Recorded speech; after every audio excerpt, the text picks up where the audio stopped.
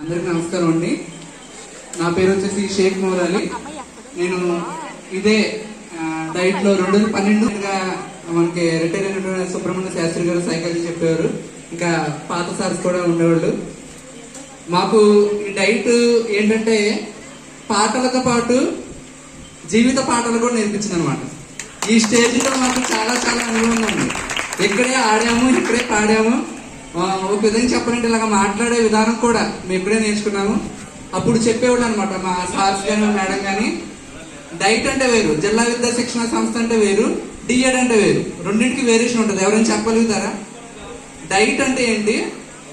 బయట కూడా D.Ed colleges ఉంటాయి. డిఎడ్కి డైట్కి డిఫరెన్స్ ఏంటి? మన జిల్లా విద్యా శిక్షణ సంస్థలో ఓన్లీ ఒక చదువు మాత్రమే కాదు, దీంట్లో 6 రకాలైనటువంటి క్రాఫ్ట్స్ అనేవి ఉంటాయి. మనకి హెల్త్ ఎడ్యుకేషన్ అని చెప్పి, ఆర్ట్ ఎడ్యుకేషన్ అని చెప్పి ఇవన్నీ ఉంటాయి. ఓన్లీ మీరు డిఎడ్ కాలేజ్ చూసుకుంటే ఓన్లీ ఒక చదువు మాత్రమే ఉంటుంది, 2 years మాత్రమే ఉంటుంది. మన దగ్గర ఏంటంటే జిల్లా విద్యా శిక్షణ సంస్థ అంటే మనకు ఉన్నటువంటి క్రాఫ్ట్స్ అన్ని కూడా ఇక్కడ నేర్చుకోవడానికి అనువుగా ఉంటుంది. ప్రతి కళ కూడా ఇక్కడ నేర్పిస్తుందని చెప్పి ఆ రోజు చెప్పేవాళ్ళు.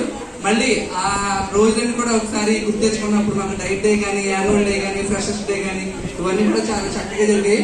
మాకు ఫస్ట్ ఇయర్ ఒక 140 మంది, సెకండ్ ఇయర్ ఒక 140 మంది ఇలా ఉండేవాళ్ళు. అప్పుడు రోల్ కూడా ఇంగ్లీష్ మీడియం వాళ్ళకి, ఉర్దూ మీడియం వాళ్ళకి 40-50 మంది అలా ఉండేవాళ్ళు అన్నమాట.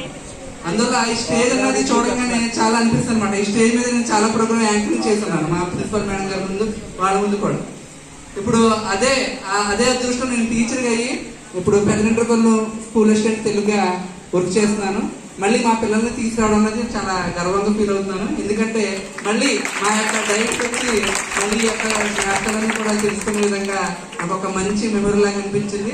అలాగే నేను చూసుకుంటే కనుక ప్రోగ్రామ్స్ అన్ని కూడా ఆద్యంతం చాలా ఆసక్తికరంగా పోటాపోటీగా నువ్వా నేను అన్నట్టుగా సాగాయి.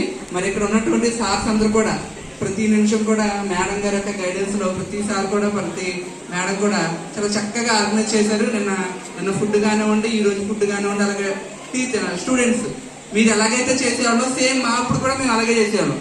సేమ్ అదే ఆనవాయితీ ఇప్పుడు కూడా మీరు గౌరవించడం కానీ, గైడ్ టీచర్స్ గౌరవించడం కానీ చాలా చక్కగా మీరు కూడా చాలా బాగా చేశారు. మీకు కూడా నా తరఫు నుంచి అభినందనలు తెలియజేసుకుంటూ నాకు ఈ అవకాశం ఇచ్చినటువంటి మేడం గారికి ప్రత్యేకంగా